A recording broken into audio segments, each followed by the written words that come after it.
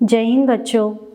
आज हम कक्षा 11वीं का पहला अध्याय some basic concept of chemistry, रसायन के मूल अवधारणाएं।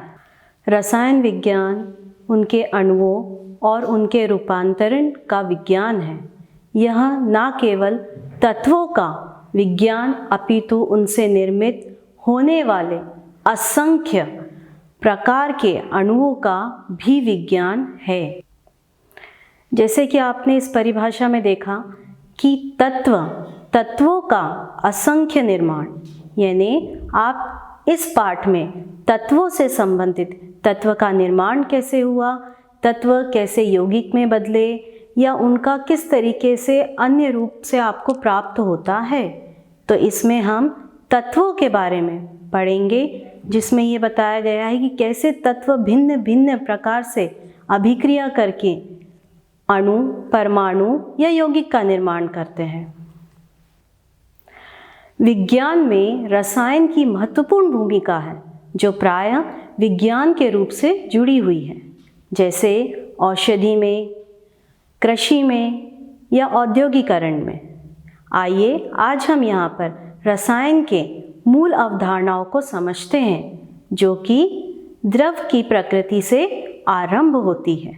द्रव्य की प्रकृति, नेचर ऑफ द मैटर। द्रव शब्द का अर्थ है जिसका द्रव्यमान होता है, स्थान घेरती है, वह द्रव कहलाता है। पदार्थ ही द्रव है, यानी मैटर, जो कि कणों से मिलके बनते हैं, जिनका या तो एक निश्चित आकार होता है, आयतन होता है या घनत्व होता है। किसी वस्तु में पाए जाने वाले पदार्थ की मात्रा को उस वस्तु का द्रव्यमान कहा जाता है। तो आइए अब हम द्रव की अवस्थाओं के बारे में पढ़ेंगे।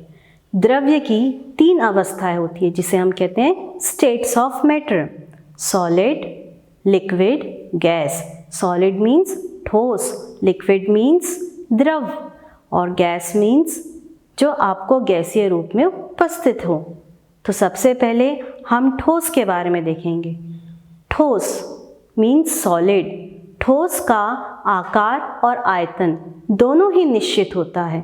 आइए इसको हम एक उदाहरण से समझते हैं। क्योंकि ठोस में जो कण हैं वो एक दूसरे के बहुत पास क्रमबद्ध रूप से व्यवस्थित रहते हैं, ये बहुत गतिशील नहीं होते, क्योंकि इसमें सभी कण एक दूसरे से बिल्कुल tightly attached, they are bounded very tightly, तो दे कैन नॉट मूव। जब वो मूव नहीं कर सकते, वो हिल नहीं सकते, तो उनका आकार और आयतन दोनों ही निश्चित होता है। जैसे कि हम टेबल ले लें, कुर्सी ले लें, ये सभी ठोस के उदाहरण हैं। आइए अब दूसरा पदार्थ देखते हैं, द्रव। द्रव जिसका आयतन तो निश्चित होता है, परंतु उसका आकार निश्चित नहीं होता।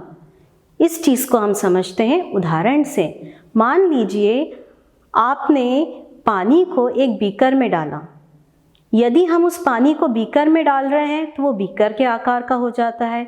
यदि हम उसको कोनिकल फ्लास्क में डाल रहे हैं तो कोनिकल फ्लास्क के आकार का हो जाता है।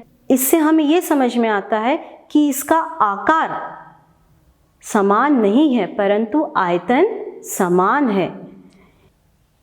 ऐसा इसलिए द्रवों के कण पास पास होते हैं, फिर भी ये गति कर सकते हैं। आकार निश्चित नहीं होता, वह उसी पात्र का आकार ले लेता है जिसमें उसे रखा जाए। तीसरा पदार्थ गैस। गैस का ना तो आयतन और ना ही आकार, ये दोनों निश्चित नहीं होता है। इसे हम उदाहरण से समझेंगे।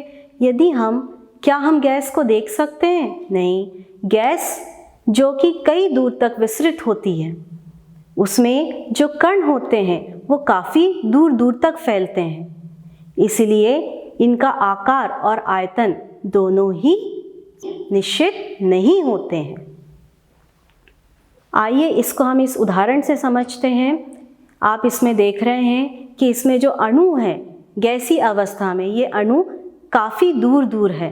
जो कि आसानी से गति कर सकते हैं और इसी वजह से इनका कोई आकार नहीं होता और ना ही आयतन होता है। तो हमने अभी पदार्थ की अवस्था यानी स्टेट्स ऑफ मैटर देखा, सॉलिड, लिक्विड और गैस। किस तरीके से सॉलिड का आकार और आयतन दोनों निश्चित होते हैं, लिक्विड में केवल आयतन निश्चित होता है, आकार निश्चित नहीं होता, और गैस में ना तो आयतन निश्चित होता है और ना ही आकार। यदि हम ठोस, द्रव और गैस इन अवस्थाओं को देखते हैं तो ये अवस्थाएं आपस में एक दूसरे में परिवर्तित हो जाती है।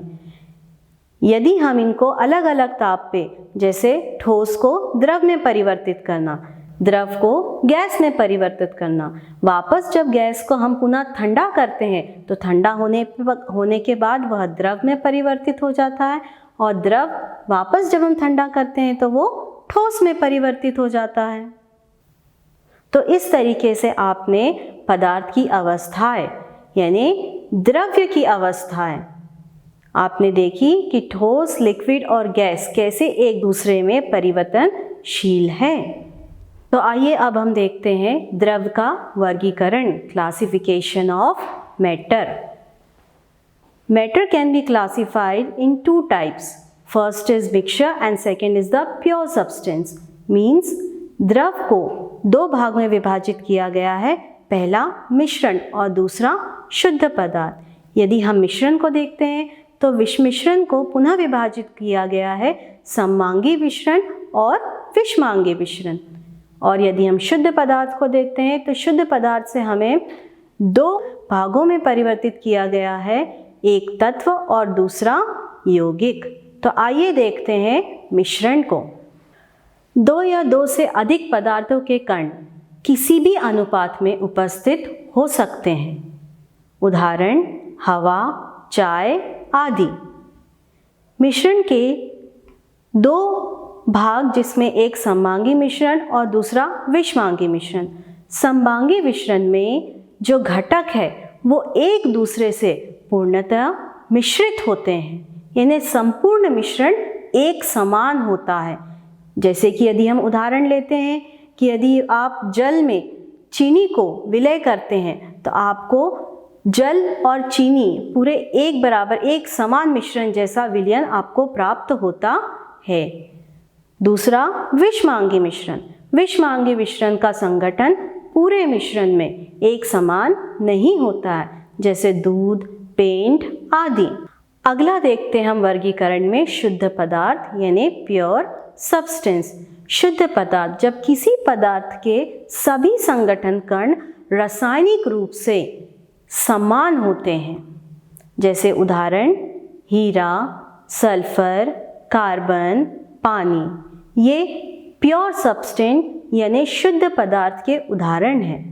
शुद्ध पदार्थ दो भाग में विभाजित किया गया है, पहला तत्व यानी एलिमेंट और दूसरा यौगिक यानी कंपाउंड। तो आइए देखते हैं हम तत्व के बारे में।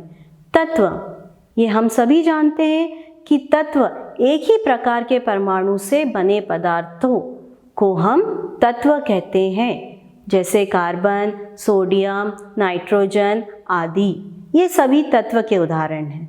विभिन्न तत्वों के परमाणु जैसे हाइड्रोजन, कार्बन, ऑक्सीजन, नाइट्रोजन आदि। यदि हाइड्रोजन और ऑक्सीजन परमाणु आपस में क्रिया करते हैं तो वो H2O का निर्माण करते हैं।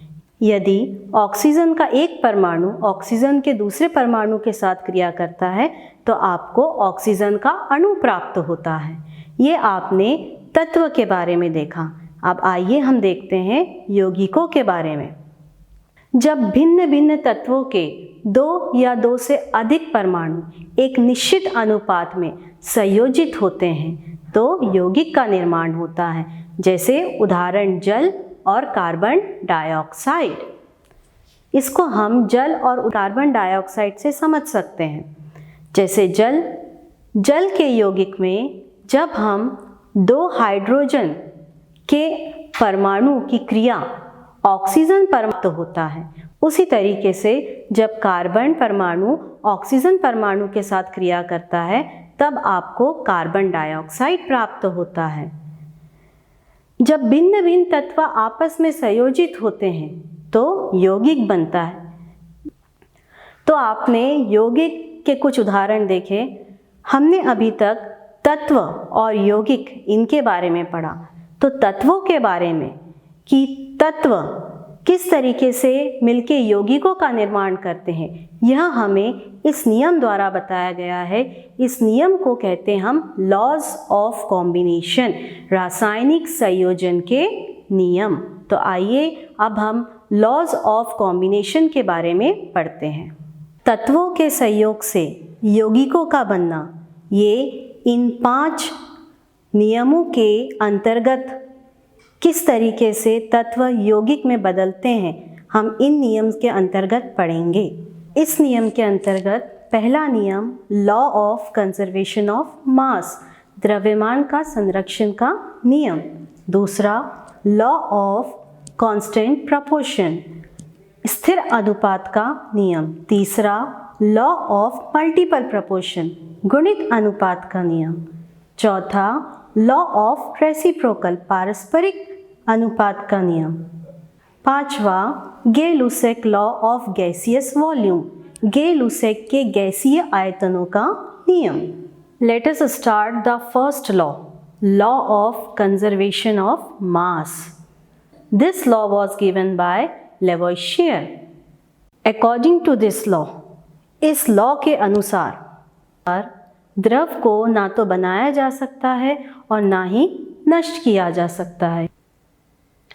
So we can say mass can neither created nor destroyed in any changes, physical और chemical। पहले नियम को उदाहरण लेते हुए यदि हम समझाते हैं, मान लीजिए मीथेन जब ऑक्सीजन के साथ क्रिया करता है तो क्रिया करने पर वो आपको कार्बन डाइऑक्साइड और H2O यानी पानी प्राप्त होता है। यदि हमने मीथेन का द्रव्यमान 16 ग्राम लिया है और ऑक्सीजन जिसके कि 2 अणु हैं उसका 32 ग्राम लिया है, तो हमें इससे जो उत्पाद प्राप्त होता है वो 44 ग्राम कार्बन डाइऑक्साइड और पानी 18 ग्राम। यदि हम मीथेन और ऑक्सीजन का कुल योग देखें तो ये 80 ग्राम है। तो अभिक्रिया के पहले जो इसका योग है 80 ग्राम, वही हमें अभिक्रिया के बाद प्राप्त होना चाहिए। यानी हमें जो उत्पाद प्राप्त हुए हैं कार्बन डाइऑक्साइड और वाटर, इनका भार भी, इनका द्रव्यमान भी 80 ग्राम ही होना चाहिए। तो इस नियम के अनुसार भौतिक एवं रासायनिक परिवर्तन में कुल द्रव्यमान में कोई परिवर्तन नहीं होता है। दूसरा नियम है लॉ ऑफ कांस्टेंट प्रोपोर्शन, स्थिर अनुपात का नियम। इस नियम का प्रतिपादन जोसेफ प्राउस्ट ने किया था। उनके अनुसार किसी यौगिक में तत्वों के द्रव्यमानों का अनुपात सदैव समान होता है। और we can say in a compound the element always present in a definite proportion by weight। उदाहरण मान लीजिए पानी, चाहे आप उसे नल से प्राप्त करें, तालाब से प्राप्त करें, नदियों से प्राप्त करें, उसका सूत्र H2O ही है।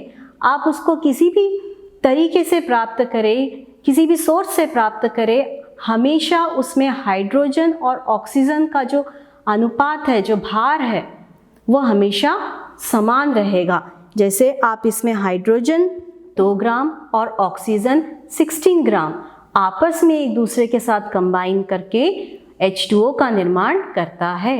इस नियम के अनुसार हम ये निष्कर्ष निकाल सकते हैं कि स्रोत पर निर्भर न करते हुए किसी यौगिक में उपस्थित तत्वों के द्रव्यमान समान अनुपात में पाए जाते हैं। तीसरा नियम लॉ ऑफ मल्टीपल प्रोपोर्शन, गुणित अनुपात का नियम। इस नियम का प्रतिपादन डेल्टन द्वारा किया गया है 1803 में। इस नियम के अनुसार यदि 2 तत्व संयोग करके एक से अधिक यौगिक बनाते हैं तो एक तत्व के साथ दूसरे तत्व संयुक्त होने वाले द्रव्यमान छोटे पूर्णांकों के अनुपात में होते हैं। उदाहरण, जब कार्बन तत्व ऑक्सीजन तत्व के साथ क्रिया करता है तो वो आपको कार्बन मोनोऑक्साइड, कार्बन डाइऑक्साइड इस तरह के यौगिक प्राप्त होते हैं। इस उदाहरण में जब कार्बन ऑक्सीजन के साथ संयुक्त होकर दो यौगिकों का निर्माण, कार्बन मोनोऑक्साइड और कार्बन डाइऑक्साइड का निर्माण करता है, इस उदाहरण में ऑक्सीजन के द्रव्यमान 16 ग्राम और 32 ग्राम, जो कार्बन के निश्चित द्रव्यमान 12 के साथ संयुक्त होकर एक सरल अनुपात 16:32 में प्राप्त होता है। चौथा नियम, लॉ ऑफ रेसिप्रोकल प्रोपोर्शन या पारस्परिक अनुपात का नियम। इस नियम का प्रतिपादन रिचर द्वारा किया गया। इस नियम के अनुसार दो या दो से अधिक भिन्न भिन्न तत्वों के भार किसी दूसरे तत्व के एक निश्चित भार से संयोग करता है। परस्पर संयोग की अवस्था में या तो वही होता है या उनके सरल गुणांक होते हैं। उदाहरण, जब ऑक्सीजन और हाइड्रोजन तत्व संयोग करके मीथेन यानी CH4 और कार्बन डाइऑक्साइड यानी CO2 बनाते हैं, तब हाइड्रोजन और ऑक्सीजन द्रव्यमान कार्बन के निश्चित द्रव्यमान 12 ग्राम के साथ संयोग करके हमें मीथेन और कार्बन डाइऑक्साइड प्राप्त होते हैं, जिसका सरल अनुपात है मीथेन में 12:4, कार्बन डाइऑक्साइड में 12:32, और यदि हम पानी का देखते हैं तो 2:16। पांचवा नियम, गे-लुसेक लॉ ऑफ गैसियस वॉल्यूम या गे-लुसेक के गैसीय आयतनों का नियम। इस नियम का प्रतिपादन गे-लुसेक द्वारा सन 1808 में किया गया। उनके अनुसार जब रासायनिक अभिक्रिया में गैस संयुक्त होती है या बनती है तो उनके आयतन एक सरल अनुपात में होते हैं, बशर्ते सभी गैस समान ताप और दाब पर हो। उदाहरण, जब हाइड्रोजन और ऑक्सीजन आपस में क्रिया करके पानी देते हैं, इस अभिक्रिया में दो हाइड्रोजन, जिसका आयतन 2 आयतन है हाइड्रोजन का, और ऑक्सीजन जिसका हमने 1 आयतन लिया है, जब हाइड्रोजन के 2 आयतन यानी वॉल्यूम ऑक्सीजन के 1 आयतन के साथ क्रिया करता है तो हमें पानी यानी वाटर के 2 आयतन प्राप्त होते हैं, जिसका सरल अनुपात 2:1, 1:2 प्राप्त होता है। गे-लुसेक के आयतन संबंधों के पूर्णांक अनुपातों की खोज वास्तव में आयतन के संदर्भ में स्थिर अनुपात का नियम है। इन पांचों नियम के आधार पर हम ये कह सकते हैं कि law of conservation mass, law of constant proportion, law of multiple proportion, law of reciprocal and Gay Lussac law, ये नियम जो आपके प्रथम 4 नियम हैं वो भार यानी द्रव्यमान पर आधारित है, और जो आपका गे-लुसेक का नियम है वो आयतन पर आधारित है, जिसमें आपको ये बताया गया है कि किस तरीके से तत्व आपस में क्रिया करके यौगिक का निर्माण करते हैं। यदि तत्व आपस में क्रिया करके यौगिक का निर्माण करते हैं तो तत्व के अनुसार तत्व एक अविभाज्य है। हालांकि द्रव के छोटे छोटे कण, जिसे हम एटम कहते हैं, वो अविभाज्य है। डेल्टन्स एटॉमिक थ्योरी सन 1808 में रसायन दर्शन शास्त्र की एक नई पद्धति, a new system of chemical philosophy, प्रकाशित की, जिसमें उन्होंने निम्नलिखित तथ्य प्रस्तावित किए। पहला, द्रव्य अविभाज्य परमाणु से बना है। दूसरा, एक से अधिक तत्वों के परमाणुओं के निश्चित अनुपात में संयोग से यौगिक बनते हैं। तीसरा, रासायनिक अभिक्रियाओं में ना तो उन्हें बनाया जा सकता है ना ही नष्ट किया जा सकता है। चौथा, भिन्न भिन्न तत्वों के परमाणु के गुण भी भिन्न भिन्न होते हैं।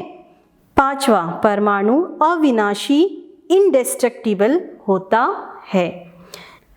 डेल्टन एटॉमिक थ्योरी ये सिद्ध करता है कि आपने जितने भी नियम पढ़े, जैसे law of conservation of mass या स्थिर अनुपात का नियम, इसमें जो आपके तत्व है जब वो अणु या यौगिक में परिवर्तित होते हैं तो वो उसके द्रव्यमान पर निर्भर रहते हैं।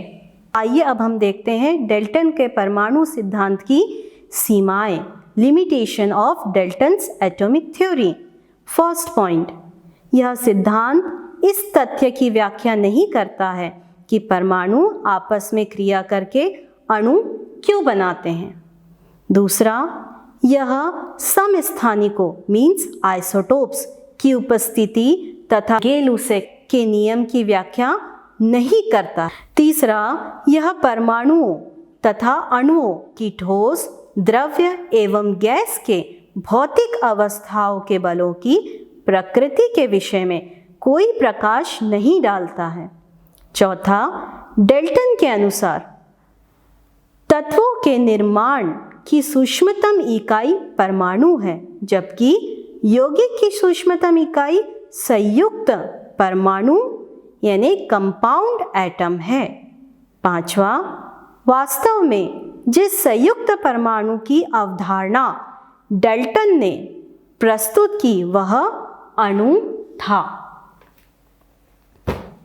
डेल्टन एटॉमिक थ्योरी की कमियों को दूर करने के लिए हम मॉडर्न एटॉमिक थ्योरी में प्रकाश डालते हैं, जिसमें हमें ये बताया गया है कि किस तरीके से एटम छोटे छोटे कणों से मिलके बने हैं और उन कण का नाम क्या है। समस्थानिकों यानी आइसोटोप, समभारिक यानी आइसोभार, इनको क्या स्थान मिला गया है, क्या इनको प्रदर्शित किया गया है। तो आइए देखते हैं current position of Dalton atomic theory, modern atomic theory या डेल्टन का परमाणु सिद्धांत की वर्तमान स्थिति। पहला पॉइंट, इलेक्ट्रॉन, प्रोटॉन, न्यूट्रॉन तथा अन्य उप परमाण्विक कणों की खोज से यह सिद्ध हो चुका है कि परमाणु अविभाज्य नहीं है। एटम के अंदर छोटे छोटे कण इलेक्ट्रॉन, प्रोटॉन और न्यूट्रॉन ये उपस्थित होते हैं। यदि हम एटम की परिभाषा देखते हैं तो एटम जो है सबसे छोटे कणों से मिलके बना है और वो कण प्रोटॉन, इलेक्ट्रॉन और न्यूट्रॉन है। प्रोटॉन पे धन आवेश होता है, इलेक्ट्रॉन पे ऋणात्मक आवेश होता है और न्यूट्रॉन उदासीन होता है। प्रोटॉन और न्यूट्रॉन ये दोनों ही नाभिक में उपस्थित होते हैं और इलेक्ट्रॉन उसके चारों तरफ चक्कर लगाता रहता है, जिसे हम कक्षा कहते हैं। दूसरा, एक ही तत्व के परमाणुओं के परमाणु द्रव्यमान भिन्न भिन्न हो सकते हैं, जिसे हम समस्थानिक या आइसोटोप्स कहते हैं। तीसरा, परमाणु आपस में विभिन्नात्मक अनुपात में भी क्रिया कर सकते हैं। चौथा, समभारिक आइसोबार्स, भिन्न भिन्न तत्वों के परमाणु के द्रव्यमान समान हो सकते हैं। परमाणु और अणुओं से परिचित होने के पश्चात अब हम परमाणु द्रव्यमान और आणविक द्रव्यमान के बारे में पढ़ेंगे। तो आइए अब हम पढ़ते हैं परमाणु द्रव्यमान और आणविक द्रव्यमान, मतलब atomic masses and molecular masses. तो सबसे पहले हम परमाणु द्रव्यमान के बारे में देखते हैं। परमाणु के भीतर उपस्थित इलेक्ट्रॉन, प्रोटॉन और न्यूट्रॉन के द्रव्यमानों का योग ही परमाणु द्रव्यमान कहलाता है। परंतु परमाणु द्रव्यमान की वर्तमान पद्धति कार्बन 12 पर आधारित है।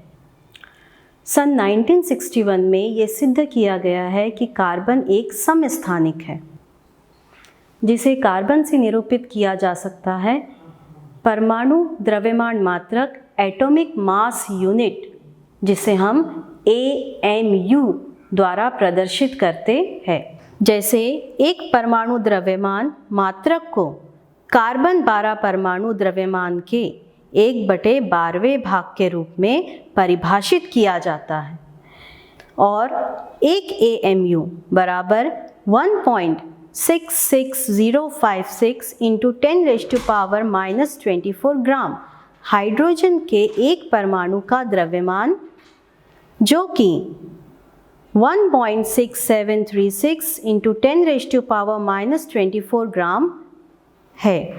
अतः AMU के पदों में हाइड्रोजन परमाणु का द्रव्यमान 1.6736 इंटू 10⁻⁻24 ग्राम बटे 1.66056 10⁻⁻24 ग्राम, जिससे हमें 1.0078 U मीन्स 1.0080 U, जो कि हाइड्रोजन का जो मास है, भार है, द्रव्यमान है, वो आपको प्राप्त हुआ।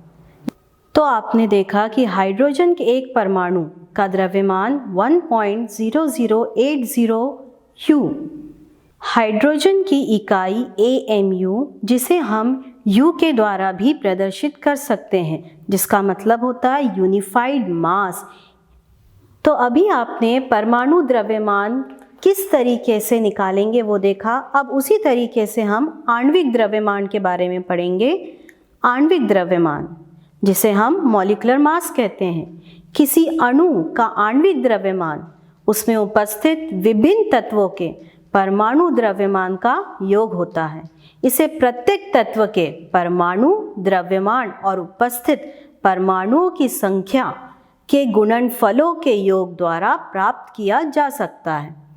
उदाहरण मीथेन, जिसका सूत्र CH4 है। इस यौगिक में एक कार्बन तत्व हाइड्रोजन के 4 तत्वों से मिलके CH4 का निर्माण करते हैं। यदि हम इसका मॉलिक्यूलर मास देखते हैं तो कार्बन का द्रव्यमान 12.011 U होता है, हाइड्रोजन का 1.008 U होता है, लेकिन यहाँ पर हाइड्रोजन की संख्या 4 है, जो इसके गुणनफल होकर हमें 16.043 U प्राप्त होता है, जो कि मीथेन का मॉलिक्यूलर भार यानी मॉलिक्यूलर मास है। उसी प्रकार यदि हम पानी यानी वाटर को देखते हैं तो इसमें हाइड्रोजन का द्रव्यमान 1.008 U है और ऑक्सीजन का द्रव्यमान 16 U है, मगर इसमें हाइड्रोजन के 2 तत्व आपस में जुड़े हुए हैं, जिसके गुणनफल से इन तीनों के योग से हमें 18.02 U मॉलिक्यूलर मास प्राप्त होता है। तो आज हमने तत्व, यौगिक, इनसे संबंधित इनका द्रव्यमान ज्ञात करना, कुछ नियमों के अंतर्गत कैसे तत्व यौगिक में परिवर्तित होते हैं, वो कैसे भार पर निर्भर है या आयतन पर निर्भर है, इसके बारे में पढ़ा। इसी से संबंधित आपको कुछ प्रश्न दे रही हूँ, इन प्रश्नों को हल कीजिए और उसको समझने की कोशिश कीजिए। धन्यवाद।